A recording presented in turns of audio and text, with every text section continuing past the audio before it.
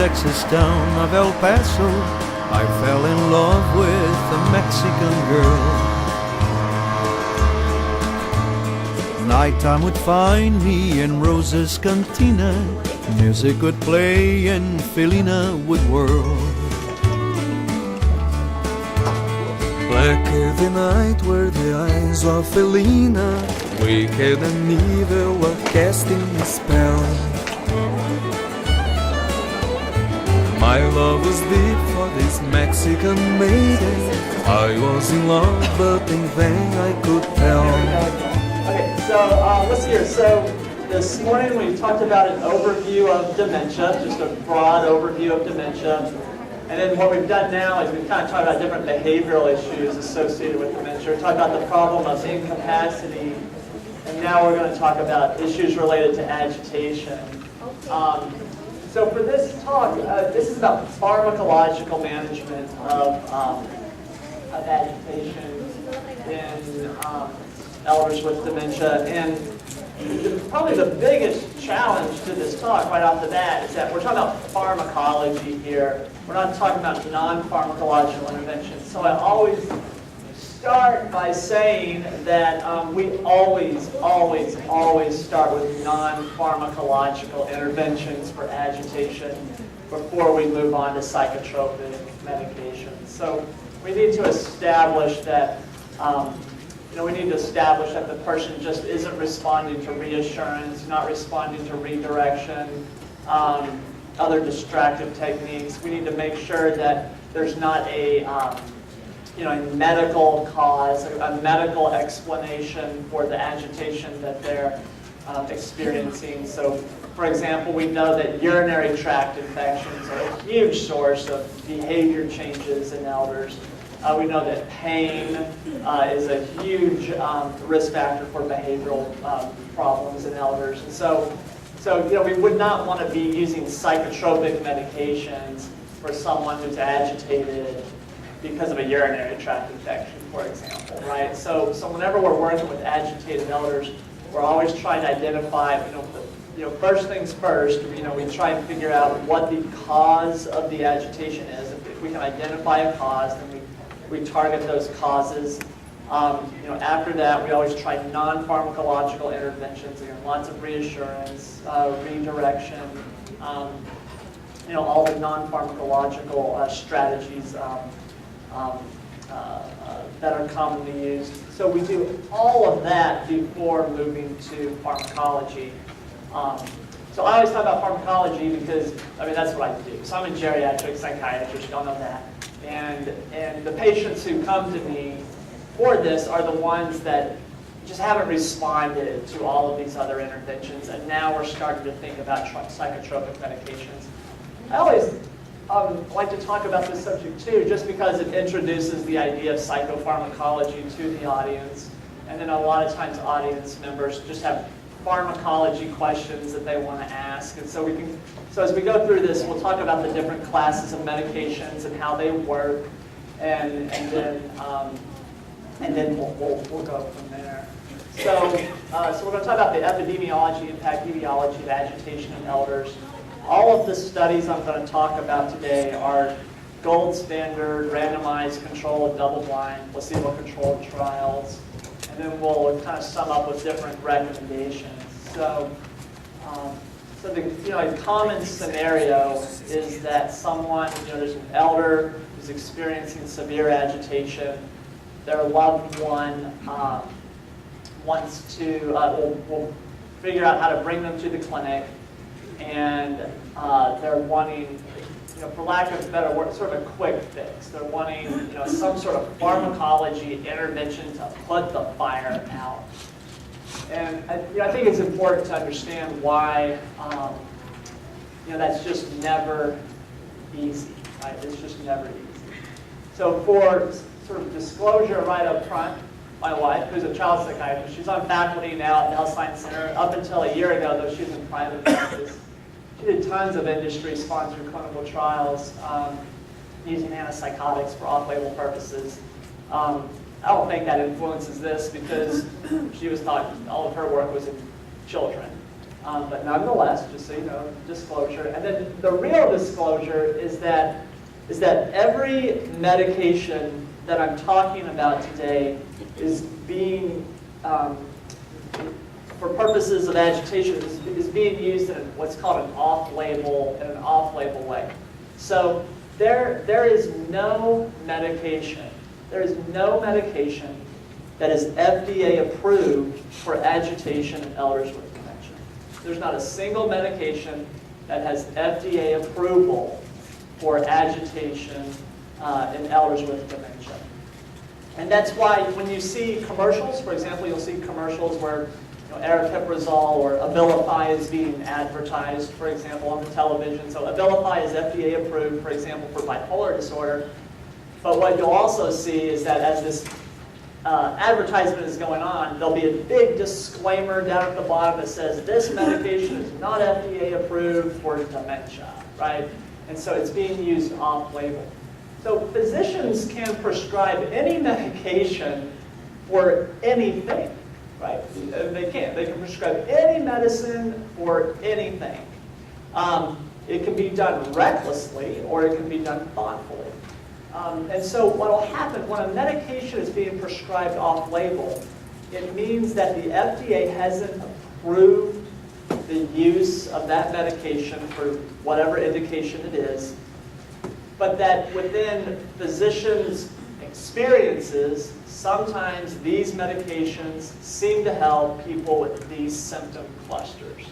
So whenever a medicine is being prescribed off-label, it's really based on sort of the experience. Initially, it's based on the individual experience of physicians. And then gradually what happens is that the field kind of gradually sees that these medications seem to help, and then it can come to the point where it's consistent with the standard of care. So just know right off the bat, there is no medicine FDA approved for agitation. So we're going to talk about the epidemiology, clinical consequences, etiology of dementia-related agitation. So first, a little bit about epidemiology. It's good to know how agitation is measured in these clinical trials. So probably the most common instrument used to measure agitation is called the Neuropsychiatric Inventory. And this inventory is based exclusively on a caregiver questionnaire. So the caregiver is being asked questions related to the agitation. You're not asking the patient, you're asking the caregiver. So it's a proxy survey, and it measures delusions, agitation, depression, anxiety, elation, appetite, all the things you see on the slide. For the agitation question, just so that we get a sense of what agitation is, for the agitation question on the NPI, Neuropsychiatric Inventory, the question is, does the patient have periods when they refuse to cooperate or won't let people help them? Are they hard to handle? Okay, that's the agitation question. And if the caregiver says no, well then within the interview you just move on, right? You just move on to the depression question or the hallucinations question or whatever question is next. If the care provider says yes, then that triggers a whole nother set of questions to better encapsulate the types of agitation. But really what the interviewer is doing is showing the provider all the different ways one can be agitated. So then if they say, yeah, sometimes my dad or my mom, they are hard to handle, then the clinician will then say, okay, well, do they get upset for those who are trying to care for them? Are they stubborn, have to have things their way? Are they uncooperative? Do they curse or shout angrily? Do they slam doors, kick furniture, throw things? Do they attempt to hurt or hit others? So they kind of start with sort of the lesser agitated variants, I guess, and move to the actual where violence is happening within the home or within the living setting. The clinician then assesses or judges how often these are happening, less than once a week, several times a week, and then they judge the severity mild being that the agitation in this case can be managed with reassurance or redirection, all the way to severe, where medications are often required to stem the agitated behaviors. The way this is scored is you multiply the frequency times the severity, and that gives you the score for each individual item. So as we talk about agitation, I think it's important to know these are the actual behaviors that we're talking about. The striking out, the hitting, the cursing, the shouting, the kicking furniture, the throwing things, those types of behaviors. Let's see here. So we can talk about how common this is. And so this was, so there's been several epidemiological studies that have looked at agitation in elders with dementia. One of the more famous studies, if you will, is called the Cache County study. It has to do with Cache County, Utah. That's a map of Utah right there. And Cache County is in very northern Utah. So in your own mind, you're going to have to decide how similar is the patient demographic from northern Utah with El Paso County. I'm not sure, actually. So in your own mind, you'll have to settle that. So this is 408 elders with dementia. And they're giving the neuropsychiatric inventory about every year and a half to gauge how problematic, what is the prevalence of agitation in this epidemiological sample in northern Utah. And so they divide the group up into those that didn't have any follow-up appointments and those that had at least one follow-up appointment. So you can see within this dementia group, the average age is about, probably combined, it's going to be about 82 or so, 83 probably. You can see that over half of the samples had Alzheimer's disease. You can see that about a quarter of the patients are on psychotropic medications. So that would be antidepressants, antipsychotics, benzodiazepines like Valium or Xanax or other medicines like that. And you can see that about 5% or so have dementia diagnosis, but only about 5% or so are on a cholinesterase inhibitor like Aricept or Exelon or some of these other medications that we talked about earlier. So they're dividing the group up into those that didn't have any follow-up and those that had at least one follow-up every year and a half. And so here what you'll see is that the prevalence of agitation in those who did not ever come back to the study was 20%, and those who had at least one follow-up appointment was about 10%. So combined, the prevalence of agitated behaviors in this dementia group is about 15%. About 15% of elders in this Cache County study had clinically significant agitated behaviors. So it's not rare. Agitation in dementia is common. So now we can talk more a bit about the pharmacotherapeutic strategies for dementia-related agitation. We'll talk about each of the different medication classes. Go from there. So I'll begin by talking about antidepressants. So the most commonly prescribed antidepressants are called SSRIs, or selective serotonin reuptake inhibitors. And these are medicines like fluoxetine or Zoloft or citalopram. The brand names for these medicines would be Zoloft, Prozac, Paxil, Celexa, Lexapro, Effexor, Cymbalta. Some of these medicines you may have heard of. These are the antidepressant medications, and all of these medications are only FDA approved for two conditions. What would those conditions be? You know? Depression and anxiety. Right. So these medicines are approved by the FDA for the management of depression and anxiety. They are not approved for agitation and dementia. Nonetheless, there have been 5 randomized controlled studies with these antidepressant medications that have sought to determine if these medicines might be useful in controlling agitated behaviors, the hitting, the striking, the pacing, the wandering, all that kinds of stuff in patients with dementia. Of the studies that have been done, of the 5 studies that have been done, only one study demonstrated benefit. So only one study that looked at citalopram demonstrated benefit for agitation.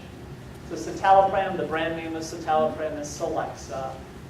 Within this study, it was 85 non-depressed elderly inpatients. I think also when you start to look at these studies, almost all of the studies that have been done have been conducted on patients who are hospitalized in nursing homes or on psychiatry units. They're not done in ambulatory, regular, routine, outpatient samples. So I'll show you one of those studies. The big Katie study was done outpatient, but all of these other studies are done with, to be enrolled in this study, you had to be hospitalized on a psychiatry unit because the agitation was so severe. This is really severe, okay? So they were randomized to either citalopram, which is the antidepressant, promethazine, which is an antipsychotic, we'll talk about antipsychotics, or placebo. And the only amount of time that they could make this last was 17 days. So this was a 17-day study. 17 days for a clinical trial is a small amount of time. Like a typical antidepressant study is going to last at least 3 to 4 months. At least 3 to 4 months. This was just, does this work in 17 days? Essentially, does this medicine resolve the agitation while they are hospitalized on the psychiatry unit? And so when you look at the differences between groups, the average age in this sample is about 80 years old. You can see that this is a severely demented population where the mini-mental scores are less than 10. So these are not, these are people who are completely disoriented, their memory is obliterated, and they're severely cognitively impaired. Most of them have Alzheimer's disease. And then the last thing I want to draw your attention to for all of these studies is the dropout rate.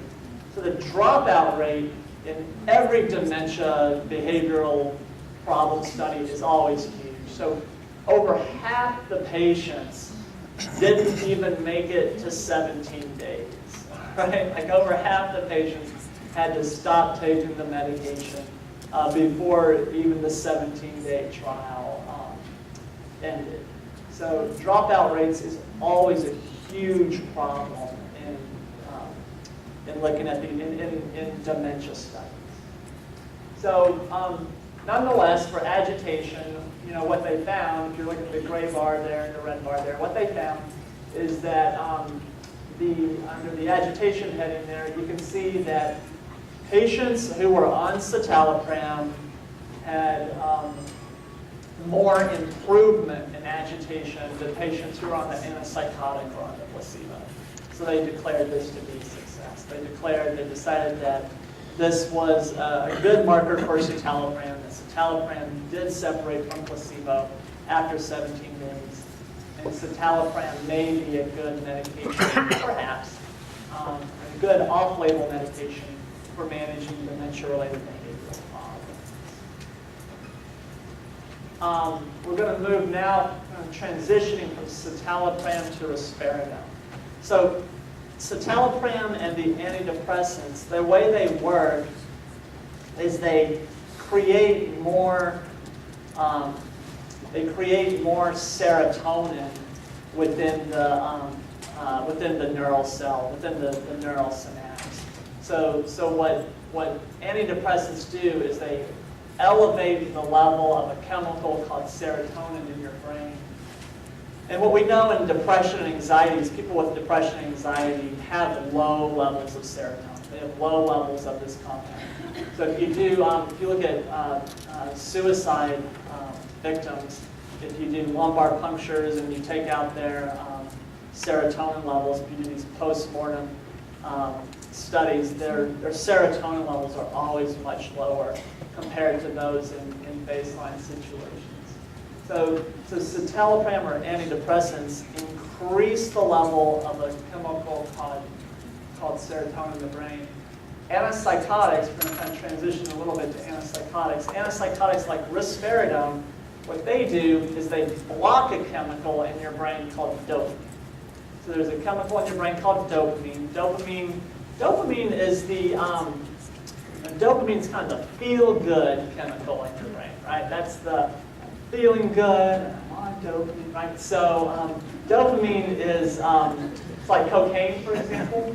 Cocaine elevates dopamine levels. Crystal meth elevates dopamine levels, okay? And what antipsychotics do is they block dopamine. So when people become psychotic, when they're having hallucinations and delusions, there's too much dopamine in their brain, and antipsychotics block that dopamine, therefore treating what they're indicated for. They're indicated for schizophrenia and bipolar disorder.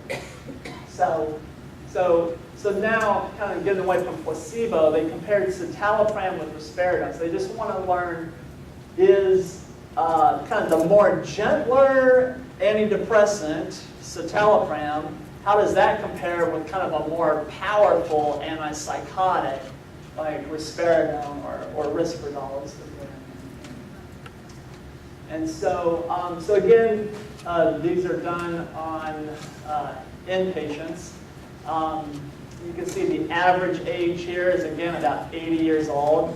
Their mini-mentals are terrible. It's a severely demented group. You know, their mini-mentals around 10. Again, the dropout rate for both arms is higher than 50%.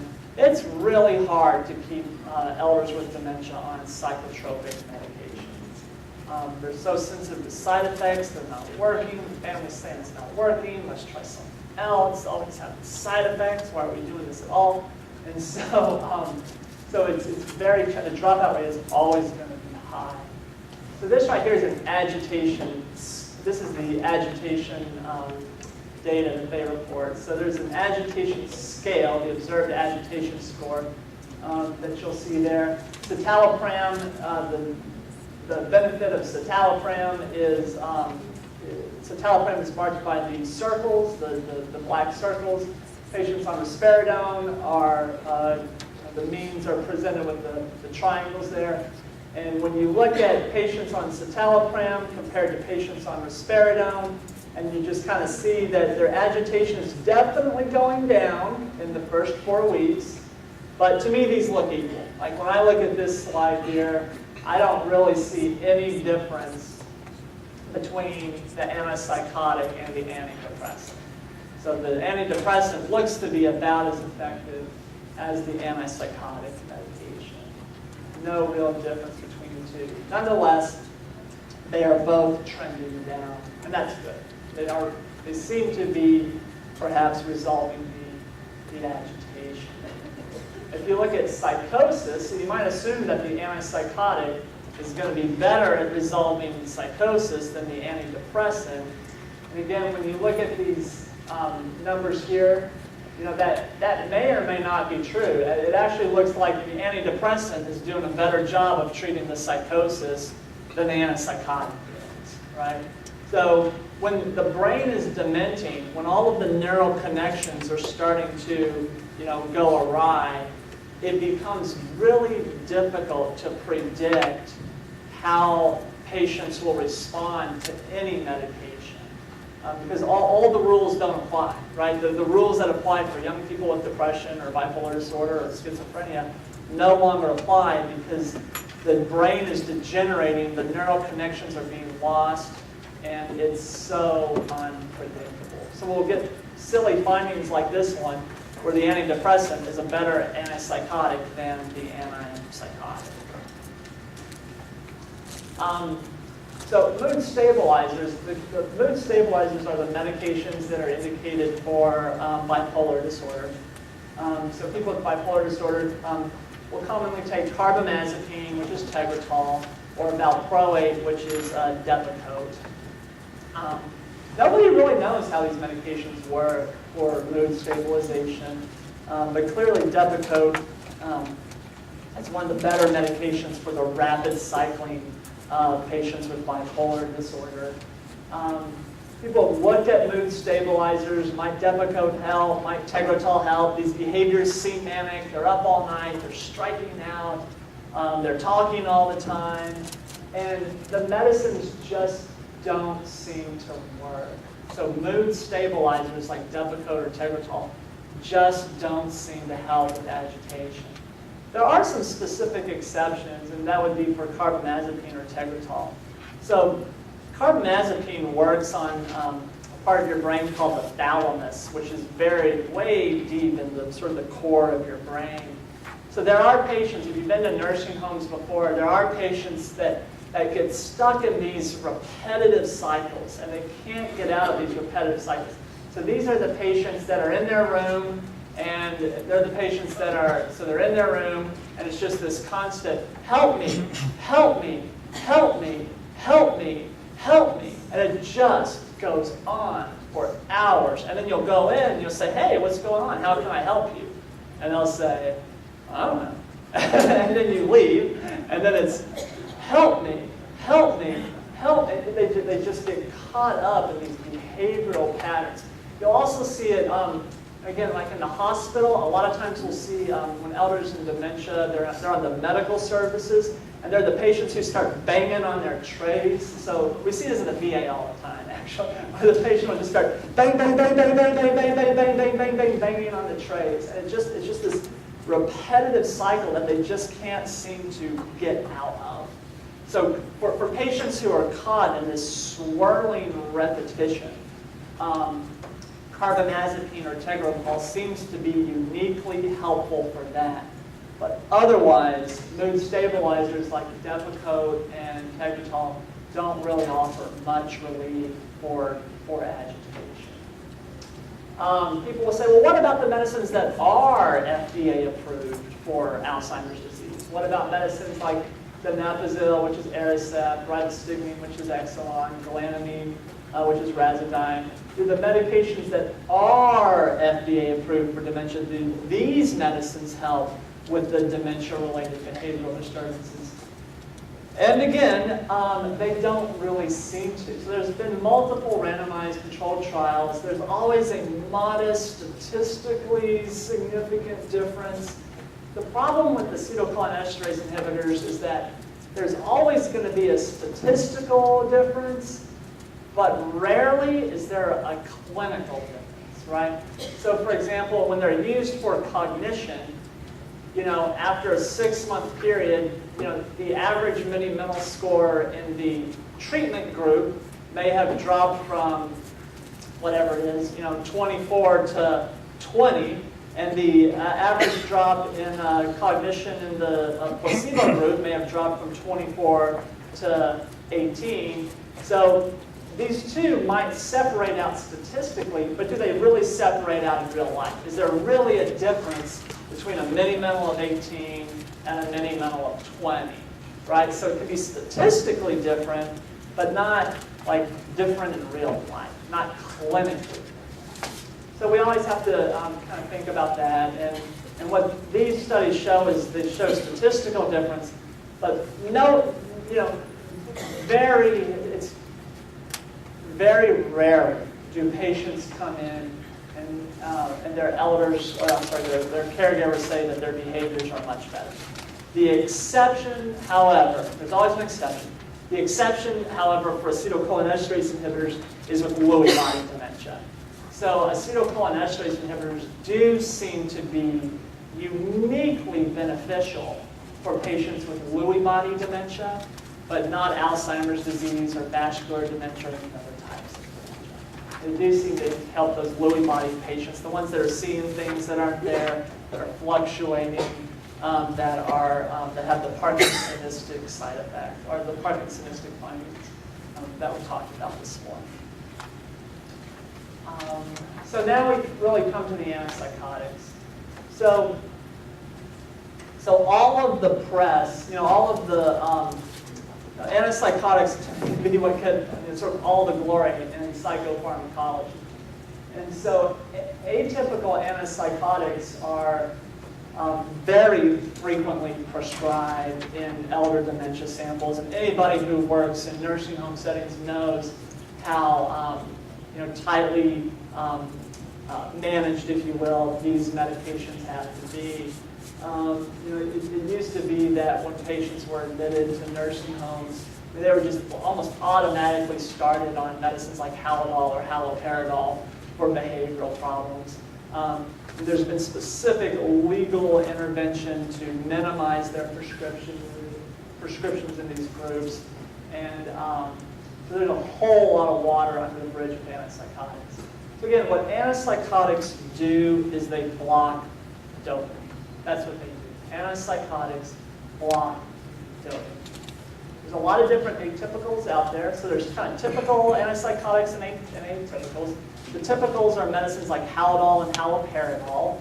Atypicals are medicines that not only do they block dopamine, but they also block serotonin. So that's the difference there. They block dopamine and serotonin. And so most of the literature that's been done on that's been done on antipsychotics has been done on these atypical antipsychotics. And most of the literature that's looked at medicines for agitation, the medication class that's been examined the most is the antipsychotics. And so in fact, there have been 11 randomized controlled trials of atypical antipsychotics. All the ones I'm going to show you have all been done only in nursing home settings. And yet each of these antipsychotics here has shown improvement, but at the same time with quite a cost, in fact. And the cost being death and stroke. And so we'll talk about that. So these medications, atypical antipsychotics, are used off-label, but they've been what's called black boxed by the FDA because of the increased risk of death and stroke associated. So this is why when patients come to me and their loved ones are there and they're wanting the fire to be put out quick, it's almost, we have to start to pick our poison like really carefully. About 1 in 50 elders that are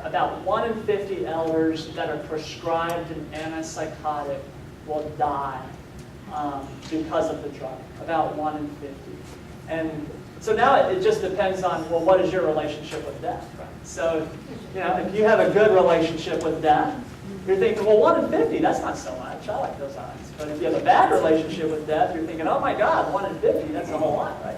So, how many elders with dementia does a typical geriatrician see in a month? A lot more than 50, right? A whole lot more. So that's the challenge with antipsychotics, and we'll talk quite a bit.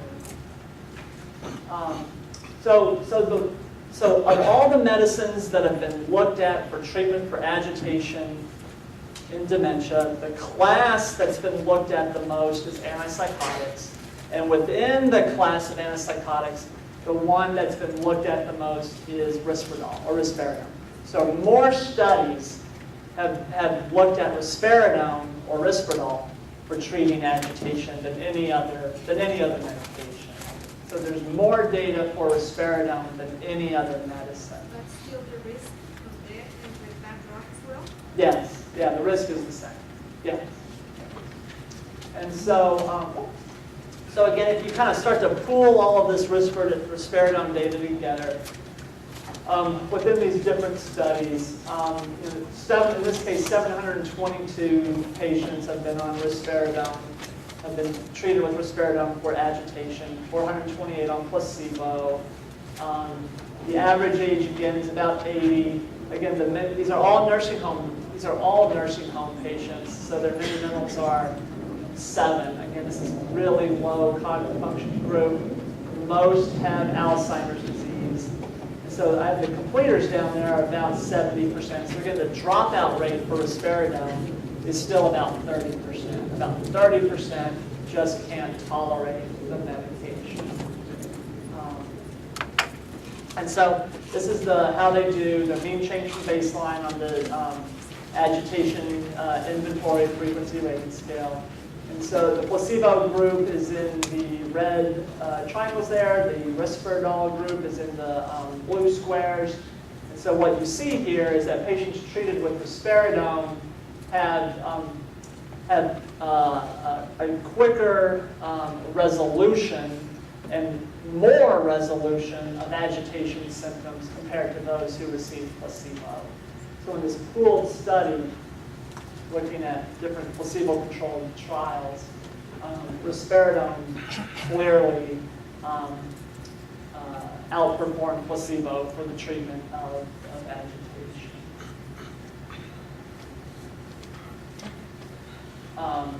When you look at the side effects, though, so now this is, well, what are the side effects, right? So when you look at the side effects, what you can see is that the risk of falls between placebo and risperidone are equal. About 20% of patients are falling in these studies. So we always worry about falls, right? That's like the big, there's nothing that'll, there's nothing, I don't think there's any quicker downward spiral for an elder with dementia than a hip fracture. And that is the quickest downward spiral. And so we always worry about falls. The fall rate in both groups is about equal. It doesn't seem, in these studies, it doesn't seem that patients on risperidone are more vulnerable to falls in the placebo group. When you look at somnolence, though, and fatigue, you can see that there's about 22% of the risperidone group has excessive somnolence compared to only 13% in the placebo group. Motor EPS is motor disturbances, it's tightness in muscles and that kind of thing. And there's no difference there. But when you look at cerebrovascular events or stroke, what I want you to see is that the patients in risperidone, the 3.9% of them had a stroke, 1.6% in placebo had a stroke. What you see is that if you were in a risperidone group, you had twice the risk of a stroke compared to if you were in the placebo group. Right? Your risk of stroke in the treatment group was double what it was in the placebo group. And if you use those numbers and you calculate the number needed to harm, it works out to about 50. So again, for every 50 elders in these studies that were treated with risperidone, for every 50 elders treated with risperidone, one had a stroke, and the stroke was because of the drug. It was because of risperidone. So olanzapine is Zyprexa. Again, you may have heard about Zyprexa. It's FDA approved for schizophrenia and bipolar disorder. Again, Zyprexa has been examined again and again. In this one study, again, it's 206 nursing home patients with dementia. They're randomized to olanzapine or Zyprexa versus placebo for 6 weeks. And they're using that neuropsych inventory that we talked about at the beginning. When you look at kind of the comparisons between groups, really what I want you to see here is that the average mini-mental, again, is very poor. So these are severely demented patients. Again, their average mini-mental is about 7. And what you see also is that the dropout rates are significant. The dropout rate in the placebo group was almost 25%. And then in the treatment groups, it ranges from 18 to 34%, depending on the dose of the medication. So the higher you go up on olanzapine, the more likely the patient is to drop out. And that's going to be because of side effect tolerance. When you look at how did it work for agitation or not, what you'll see here is that olanzapine seems to work for agitation at the lower doses. So it works better for agitation in the 5 milligram range than it does in the 10 milligram or 15 milligram range. So sometimes more is better, right? It's like, well, if it's not working at 5, let's just try and go to 10. If that doesn't work, maybe 15 or 20. With olanzapine, if it's not working at 5 milligrams, then chances are it's not going to work at all, right? That's the take-home message here. So more isn't necessarily better. In fact, in olanzapine, it seems like more can become worse in terms of resolving the agitation as well as side effect tolerance. So again, we look at the side effects for olanzapine, and what you can see is that as you go up on the dose for olanzapine, the risk of falling climbs from about 25% to 38%. So as you keep going up, your patients are much more likely to fall. The risk of somnolence goes up from 25% to 36%. And then what you can see in the next, in the abnormal gait or the EPS, which again is motor disc control. Patients on olanzapine have much more motor problems. Their arms just aren't moving the way they should, and their legs aren't moving the way they should compared to placebo. Abilify is aripiprazole. This is probably the one that you see advertised on TV the most lately. So aripiprazole is the generic of Abilify. Again, they're looking at Abilify for off-label use for dementia-related behavioral disturbances. It's done exclusively in a nursing home setting, 487 patients, and they're randomized to different doses. Did it work? So in the placebo group, they improved on the agitation scale 1.3 points, and if you were the 10 milligram group, you improved 2.4 points. So this is a nice example of how something can be statistically significant. 1.3 drop on about a 16 item scale is statistically significant from a 2.4 drop, but in real life, is that really different? Would you, with your own eyes, be able to see this difference? And I would suggest, well, I would tell you, I wouldn't be able to see the difference, and I don't know that other people really could either. So it's statistically significant, but not necessarily clinically significant. When you look at side effects, the risk of falling is about the same, maybe. At the lower doses, the 2 milligrams, it's 30% are falling if they're randomized to Abilify compared to 19% on placebo. The risk of somnolence is about the same. The gait disturbances are about the same. Then again, we get down to stroke. So no patients on placebo had a stroke, none. But 1 on 2 milligrams of Abilify had a stroke, 2 on 5 milligrams of Abilify had a stroke, and 4 on 10 milligrams of Abilify had a stroke. So what you see here is that as you go up on the dose of Abilify, the risk of stroke just goes up and up and up and up. And again, that puts the clinician and the family in a really tough situation where we're having to really weigh the potential benefits and the potential risks in light of this stroke data. The study that probably, so what happened then was there were all these studies looking at nursing home samples. So then the federal government, the NIH, the National Institute of Health, kind of wanted to settle this once and for all. And so the NIH said, okay, here's what we're going to do. We're going to have a placebo-controlled study. We're not just going to compare the placebo with one antipsychotic, we're going to compare the placebo with 3 different antipsychotics. And we're going to see if there's any difference between antipsychotics. And then what they said was, we're not going to just do nursing home patients. In fact, we're not going to do any nursing home patients. All the patients in this big NIH-funded study have to be ambulatory. They have to be managed in outpatient clinic settings. And then what they said was, in no more of these 17-day trials or whatever, we want a 36-week trial with 6 follow-up appointments over these 36 weeks. So the federal government gathered, multiple universities across the country participated in this study, and that was supposed to be sort of the be-all, end-all. Now we're going to have our answer about, do antipsychotics work for agitation? In addition, they didn't just want to know, do they help with agitation? They wanted to know, do antipsychotics improve not just agitation in the neuropsychiatric inventory, but do they improve maybe depression, maybe cognition, maybe antipsychotics improve self-care activities or activities of daily living, maybe antipsychotics will reduce caregiver burden, and maybe they'll improve quality of life in patients with Alzheimer's disease. So they kind of went beyond, agitation and trying to, there's all these other metrics to see if there's any value to any of these medications.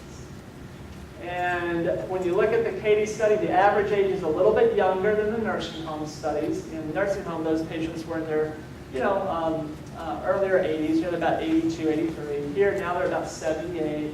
Over half are women, But even with this big, huge NIH federal government funded study, 80% of their sample discontinued medicine before the end of the study. So the dropout rate was 80%.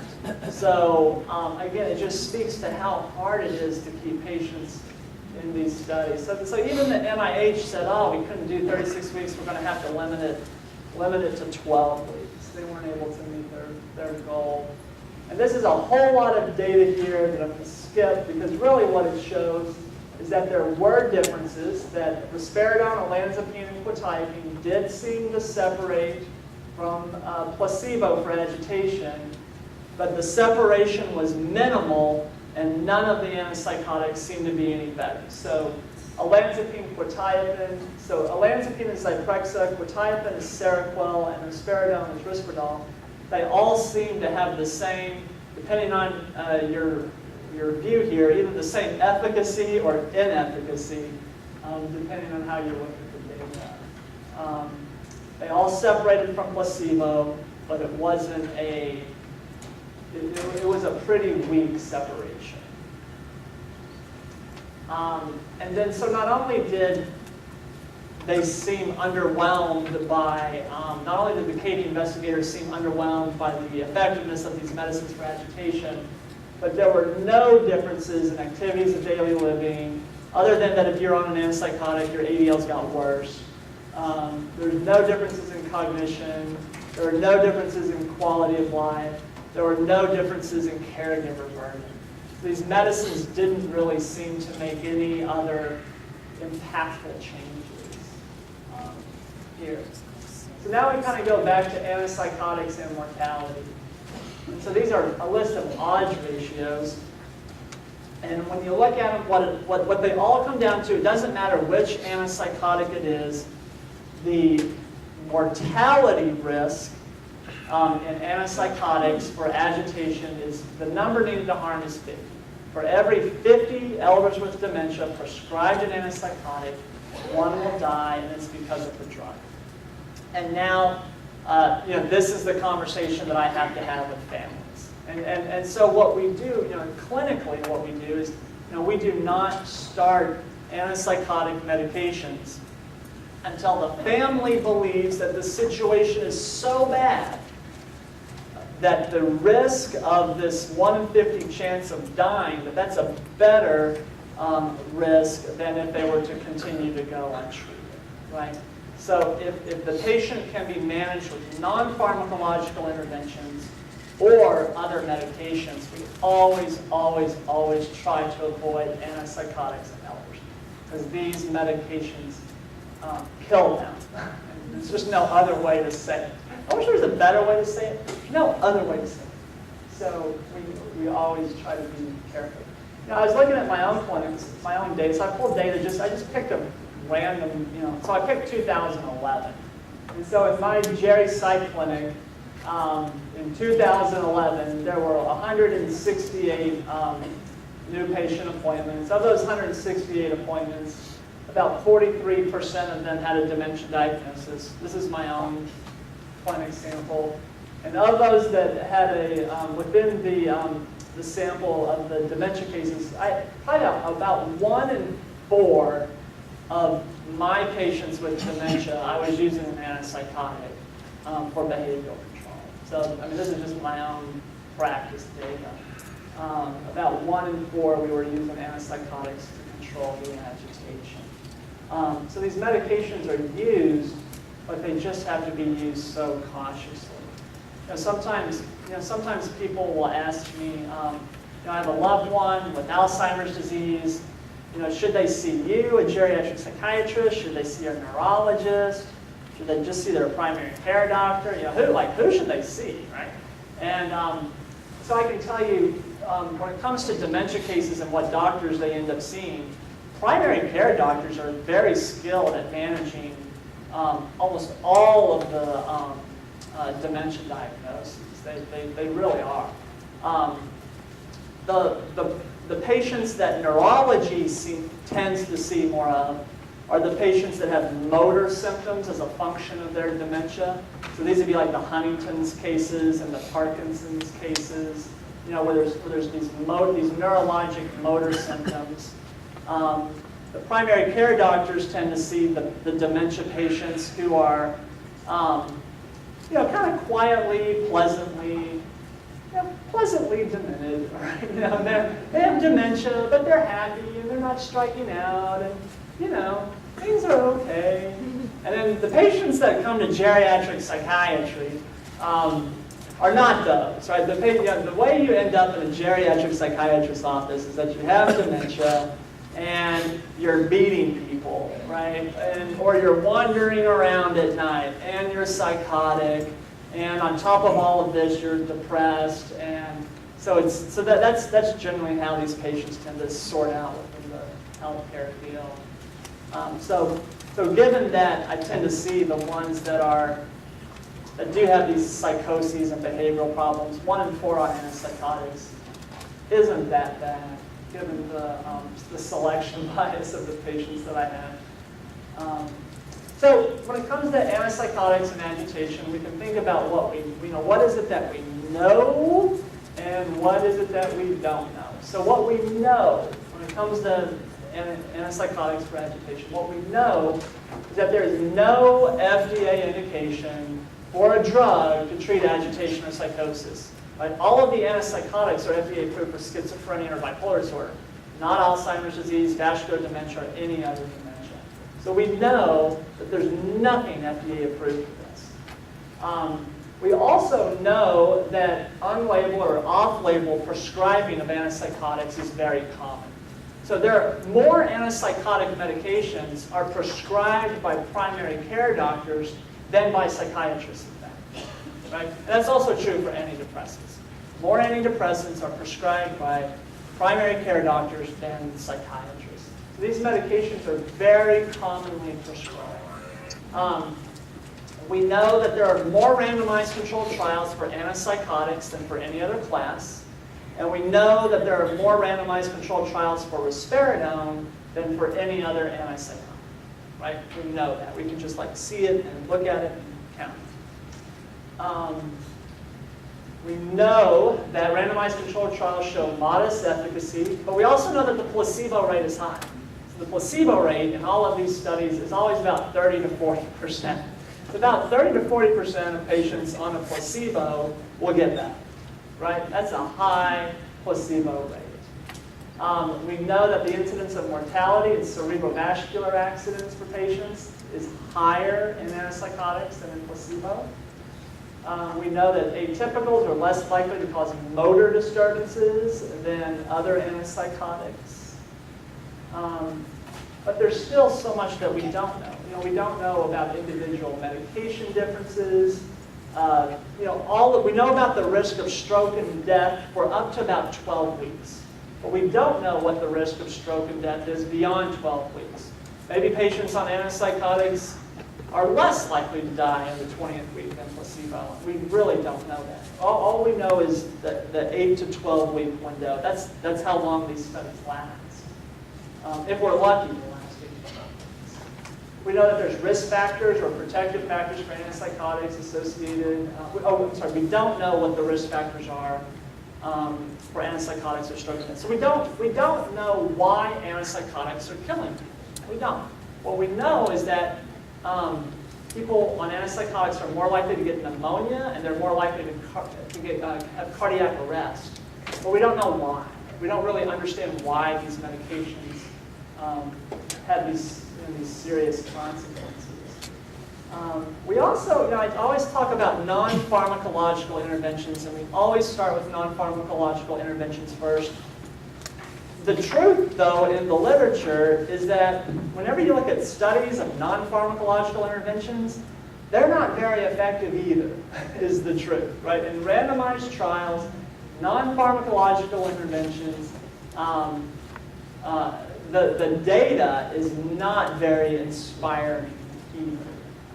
And that goes for, there's just this whole slew, from music therapy to, personal assistance, to pet therapy, to all these non-pharmacological interventions, there's actually not a whole lot of good data supporting them. Okay, let's see here. So then we can start to think about recommendations. So what do we recommend to people and what do we recommend to families and to other physicians as we're trying to figure out what to do? So the first thing we always recommend is to determine and treat the cause of the agitation. Again, whenever there's an elder with agitation, we have to make sure that they don't have a urinary tract infection. We have to make sure that pain isn't what's causing the agitation. We have to make sure that they're not delirious from the 20 medications that they're taking. We have to figure out what is causing the agitation. So agitation is a symptom, it's not a diagnosis. It seems that good routine clinical care may be as helpful as antipsychotics as evidenced by the placebo response rate. So if your placebo response rate is 40%, maybe just seeing a doctor regularly or a clinician regularly has enough benefit in and of itself to treat the agitation as opposed to even the medication care. So just good routine care may be as helpful as suggested by that placebo response rate. We have to make decisions based on the patient's and family's values regarding quality of life goals. When these medicines are prescribed, it's always about quality of life, quality of life, quality of life. And the final question I always ask is your loved one's quality of life so bad that you're willing to tolerate this 1 in 50 chance of a really bad outcome? And sometimes they'll say, well, not yet. I'll hang in there a little longer and we'll see what happens. And then sometimes the family will say, yeah, absolutely it is. They're striking out at the people they love. They live in constant fear. They're paranoid. They're wandering out into the yard and getting lost because of the agitation and the paranoia. And in fact, their quality of life is so bad now that we're willing to take this chance.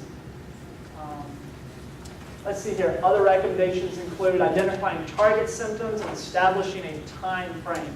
So while these medications, I always tell people, any idiot can write for a medication. And I use myself as an example. I do it every day, right? So anybody can write for a medication. But you have to know when to stop the medication.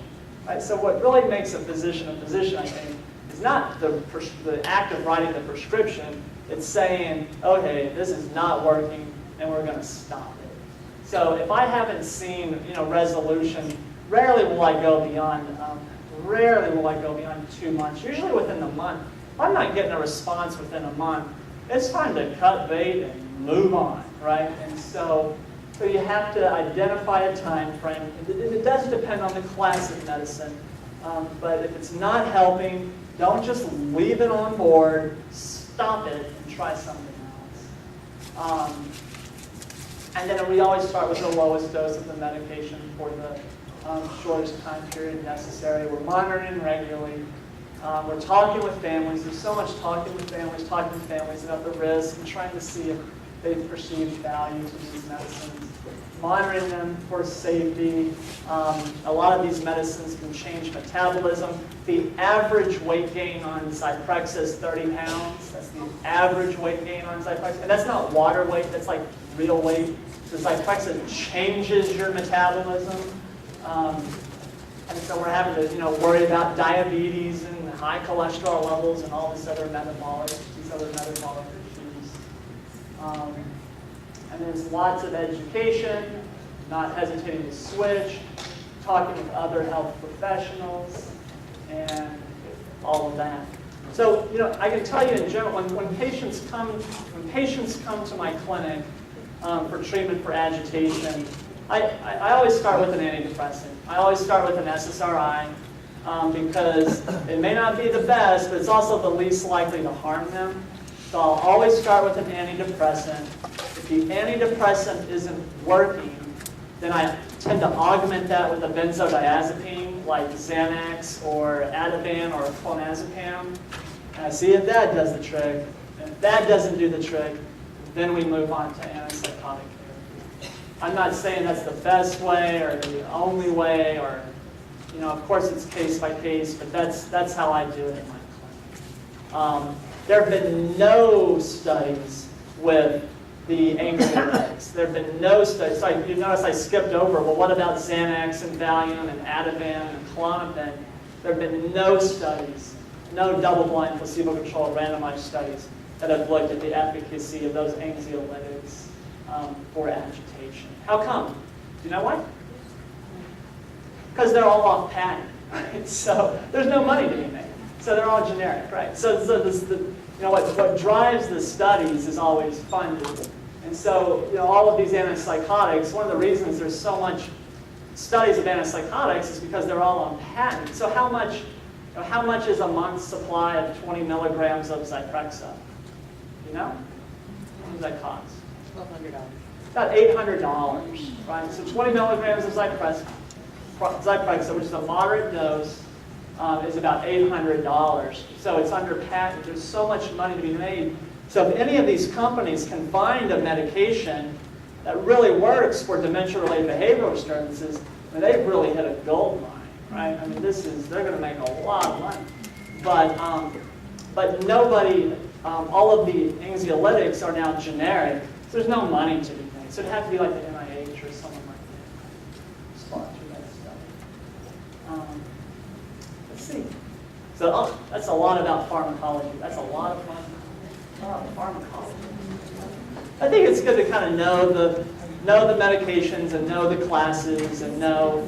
And I think if there's only one thing you learn, I think it's you learn that there's just no easy answer. That's all you learn. There's just no easy answer. Yeah. Is the 1 in 50 risk of death the same for antipsychotics in the general population that uses them, like schizophrenia? Now, so the question is the 1 in 50 risk of death the same as in the general population? No. So it's not the same as in that's not true for schizophrenia or bipolar disorder. This is specific to, that risk is specific to not even elders, but elders with dementia.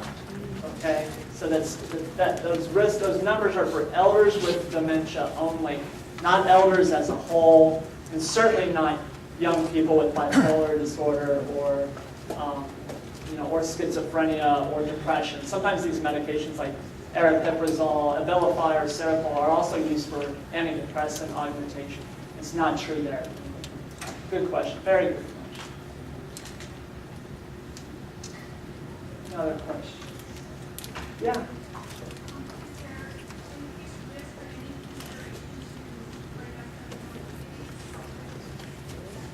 Yeah, so the question is do cardiovascular comorbidities increase your odds of a bad outcome? Right? Do they add to the risk?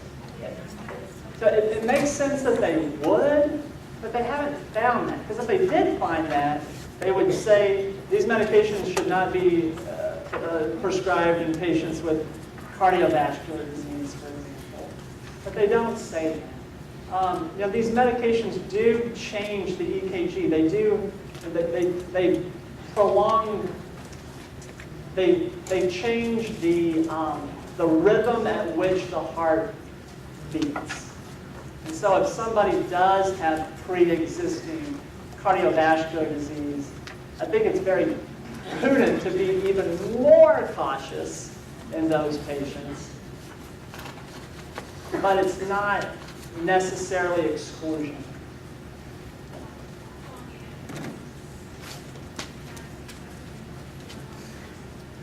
Oh, yeah. So the question is with antidepressants, are there any specific? Are there any antidepressants that just seem better than the others may use, or better success? So the ones we have, I can tell you. So this becomes all anecdotal, right? This is all anecdotal. It's not literature based. So I can tell you, anecdotally, the ones that seem to help are citalopram and sort of its cousin, which is escitalopram. So citalopram is Celexa, escitalopram is Lexapro. So citalopram and escitalopram seem to be uniquely helpful. Zoloft, which is sertraline, is another one that seems to be helpful. And then the third that also is actually quite helpful is one called Remeron or mirtazapine. Remeron, what's unique about Remeron is that it has two side effects. Its two side effects are sedation and it stimulates appetite. So we give it to the patients at bedtime. So this is a medication that is terrible in 20-year-old college women because it makes them tired and fat, right? Weight gain and sedation. But you can imagine, though, that in an 80-year-old who's losing weight, who's not sleeping at night, who has anxiety or depression or agitation, it's so well tolerated that it can really make a difference. So mirtazapine is that's probably the one that I start with the most. The ones that we don't use, that I don't use, would be Prozac, which is fluoxetine, Paxil, which is paroxetine, and rarely Wellbutrin, which is bupropion. The reason I don't use those as often is because they have multiple drug-drug interactions with all the other medications that elders commonly take, which would be antihypertensives, pain medications, calcium channel blockers, beta blockers. They just have so many drug-drug interactions. But sertraline, citalopram, escitalopram, and mirtazapine don't really interact with many other medications. So we tend to go with those. Yeah, so then the question is so the question is about, well, what about the anxiolytics? Are there benzodiazepines that might be more helpful? So again, in geriatrics, everything gets kind of flipped upside down. It depends on the only real difference between alprazolam, lorazepam, and clonazepam is the half-life of the medication. So clonazepam or Klonopin lasts about 12 hours, Ativan or lorazepam lasts about 8 hours, and Xanax or alprazolam lasts maybe usually about 3 hours. So what's nice about alprazolam or Xanax, what's nice about it is that it doesn't build up in the elder, right? They metabolize it very quickly. The body metabolizes it, and so it doesn't build up. And it's out of the system really quick. The problem is, though, that it only lasts like 3 hours, 3 or 4 hours. So this is always a problem. A unique problem that I encounter with my residents is that all of my elder patients are on 90-day prescription plans, right? They're all on 90-day prescription plans. So if you're taking Xanax 3 times a day, then what it means is that I'm handing a patient a prescription for 270 Xanax tablets. And if you want to see a resident shit bricks, it's hand a patient 270 Xanax tablets, because they're used to working in, I don't want to disparage anybody, but they're used to working like VA settings with kind of younger guys who are who sometimes are a little gamey, and so that's kind of a fun issue with Xanax. Klonopin is probably, I would guess Klonopin is probably the most prescribed. What's nice about clonazepam or Klonopin is that it only has to be prescribed twice a day. And the other kind of unique benefit to Klonopin is that it also treats these REM sleep disturbances that we talked about this morning. So we talked about how sometimes when people are sleeping, their brain doesn't paralyze their motor systems and they're flailing all around in bed and kicking and all that kinds of stuff. So Klonopin seems to be uniquely helpful for those sleep disturbances. So it's truly trial and error. I mean, I always just have to tell the patients that we're going to try something and we're just going to see what happens. And I'm not going to be able to predict what's going to happen. They're going to have to tell me what happened, and then we'll go from there. And that's not very satisfying at all, but it's the truth. Any other pharmacology questions? Yeah? Would I recommend Lexapro instead of Prozac? Yeah, yes. Yeah. I mean, I generally don't like to recommend any medications over the others, but for elders. So this is about elders. I'm not talking about younger people. I'm talking about specifically for elders. I can't remember the last time I wrote for fluoxetine, which is Prozac. And the last time I wrote for it was when my hospital got a great deal on it, actually. We had to. So we had to write for it. So I was talking to the hospital. So when Prozac went generic, it was the first one to go generic. When Prozac went generic, University Hospital in San Antonio, they could buy 100 10-milligram tablets of Prozac, cost the hospital 1 penny. 100 10-milligram tablets of Prozac cost the hospital a penny. So the pharmacist told me he bought $100 worth, right? And so a lot of times what restricts physician prescribing is hospital formularies, actually. And so, but outside of all that, I really don't ever, I just don't ever like for fluoxetine. So fluoxetine or Prozac, its half-life is 7 days. 7 days. So what that means is that if you're taking Prozac and you stop taking the medication, it will not leave your body for a month. It takes 4 half-lives to clear the body. So if you were to stop Prozac, it will not leave your body for a month. So for elders who already have impaired metabolism, their liver isn't working as well, their kidneys have slowed down, it just builds up, and then it interacts with all the other medications that they're taking. So we do go with escitalopram or Lexapro or Prozac. There's always going to be individual exceptions, but speaking in generalities. Any other pharmacology? Yeah. Those medications such as citalopram and those kind of psychotics. Yeah, you know how you say when if it's not working after about a month, then you get rid of it. Is there any problem with discontinuing it abruptly? Or? So the question is something. If we start a medication and after a month or so it's not working, is there a problem with stopping it abruptly? So is there like withdrawal symptoms, if you will, from abruptly stopping medications? Most commonly there's not. There's generally not. The most common side effects that we'll see when medications are stopped abruptly is that patients will have a hard time sleeping. The reason for that is that a lot of these medications, a side effect is that they cause drowsiness. We're not using them to treat insomnia, but it's kind of a second benefit might be it helps insomnia. So if they get stopped abruptly, the insomnia can come back if the antipsychotic or whatever it was helping.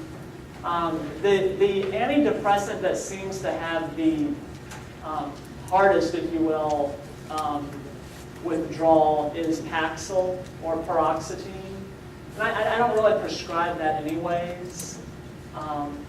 So typically when we stop a medication, I'll tell a person to cut the tablet in half for 7 days and then stop. And that's how I most commonly do it. I tell them to cut it in half for 7 days. Only take half the dose for 7 days and then stop it. Also, I was going to ask you for sleep. A lot of people will use a low dose of Benadryl. Yeah. Is that effective? Yeah. So the question is for sleep or insomnia, a lot of people will use low dose Benadryl or diphenhydramine. So Benadryl is diphenhydramine to treat insomnia. So I'm hugely biased here, and it's because of the patients that I see. For the patients that I see, I never, ever, ever write for Benadryl for sleep, ever. And that's because they're so Benadryl is an antihistamine, right? It's for seasonal allergies. It's an antihistamine. But it's also very anticholinergic. And so there's this chemical in the brain called acetylcholine that we know is lowered in dementia. And so whenever, if you've ever taken Benadryl and you feel kind of woozy or you don't feel yourself, that's the anticholinergic properties that are causing that.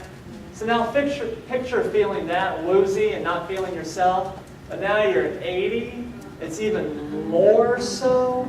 So we see more Benadryl. I mean, the two things that cause delirium in elders is urinary tract infections and Benadryl. And so, I never recommend Benadryl for that. However, that being said, a lot of times I'll get patients who are referred from primary care physicians. Their primary care physician has started the Benadryl. There haven't been any side effects from it. And so, you know, then we'll continue it. We'll kind of work with them. But I never start it myself. There's just too many side effects. Good question. So for sleep then, the medications that we use most commonly for sleep would be, again, Remeron or mirtazapine for sleep. Trazodone is another one we use commonly for sleep. And the other one that I use quite a bit for sleep is clonazepam and alprazolam or Xanax. And it just depends on the rest of the clinical picture. Again, what's nice about Xanax or alprazolam is that it has such a short half-life that if they take it at 9 o'clock at night, it's going to be out of their body by around midnight when they're getting up to use the bathroom, right? So now they're not as likely to be woozy from their sleeper, that it'll have metabolized out by then. So that's kind of a unique thing about it. Yeah.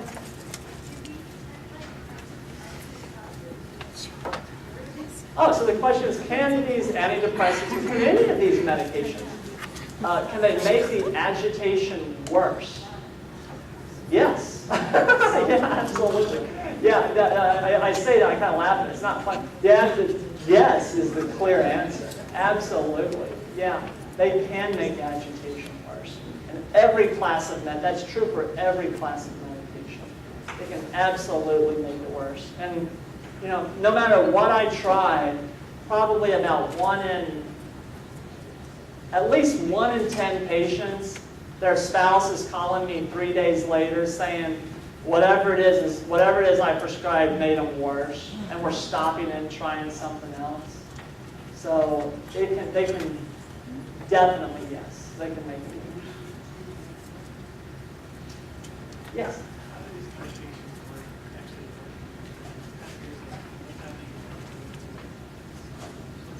You want the molecular physiology of, okay, that's going to require more than me talking for like a minute. But, I mean, ultimately what they're doing is they're changing genetics. I mean, ultimately what they're doing is they're changing the expression of certain genes. That's what they're doing, like the antidepressants. So for example, what antidepressants do is they increase the level of serotonin in the brain. We know that. But what we also know is that if you have a depressed person and you just put an IV in them and infuse them with serotonin, they don't get better. It's not that easy. It takes 4 to 6 weeks for these medications to demonstrate their full effect. And because it takes 4 to 6 weeks for them to demonstrate their full effect, what that tells us is that they're having to change the expression of certain genes within the neural tissue. Otherwise, it would just happen instantly, right? So like this is in contrast to Parkinson's disease, right? So if you have someone with Parkinson's, which is a dopamine deficiency, you put an IV in them, you fill them up with dopamine, they actually do get better. Like right then, they get better because they have a dopamine deficiency, and so it's an easier mechanism. Yeah. One more question. Is there any harm in stopping the medications abruptly? Is there any harm? So again, is there any harm in stopping the medications abruptly? Generally not. Generally not. And I shouldn't say that because we never want our patients to stop their medications abruptly. I mean, that's the truth. Most patients do fine if they're stopped abruptly. Some will have withdrawal effects. And so we never recommend that they stop it abruptly. We always like to taper it. And when I stop medications, we do taper it down before discontinuing. We cut it, at least we cut it in half for several days before stopping it. The medications that there's clear harm from stopping abruptly are the benzodiazepines, Xanax, clonazepam, Valium, Ativan, and we'll talk about those in the next hour. If you stop those abruptly, you can go into DTs, delirium tremens, like an alcohol withdrawal delirium, which has a 20% mortality rate. And so, all right, well, let's take a break. How long are we going to break? An hour? We'll take an hour break. Go get a massage. All right, so maybe come back in 10 minutes, maybe a 10-minute break. Let's say 10 minutes. Yeah, we're going to do a 10-minute break. Before we do, though, on the flyer, when you signed up, you saw a little section there on the Community Resource Coordination Group. That is targeted towards all of you here. And all of you are invited the last Wednesday of the month. It's always the last Wednesday of the month at 8:30 in the State Building on the 3rd floor. We staff those difficult cases that you're having a hard time finding resources or services. We have people from various disciplines and some of the HRSA agencies there providing their expertise. We also have an investigator from the probate court who attends religiously and often has solved some of our solutions, especially when we talk about guardianship issues. Especially when you have somebody, you talked about lack of capacity, there's also a section of the law about physical incapacity. And although APS can't deal with that, the probate court makes a direct referral, she can explain that process to you. So I strongly recommend those difficult cases you have come to the Community Resource Coordination Group, or CRCGA, the last Wednesday of the month at 8:30. If you want to provide me one of your business cards, I will put you on the distribution list and make the announcement to you when we have those meetings. Again, occasionally we cancel them if there are no cases that are brought forward. But again, there are a lot of cases out there, and I know the need is out there, so please let us know about those cases. It depends on the number of cases staffed. It can be anywhere from 20 minutes to an hour and a half, 2 hours. But generally, we try to move it quickly and keep it under an hour.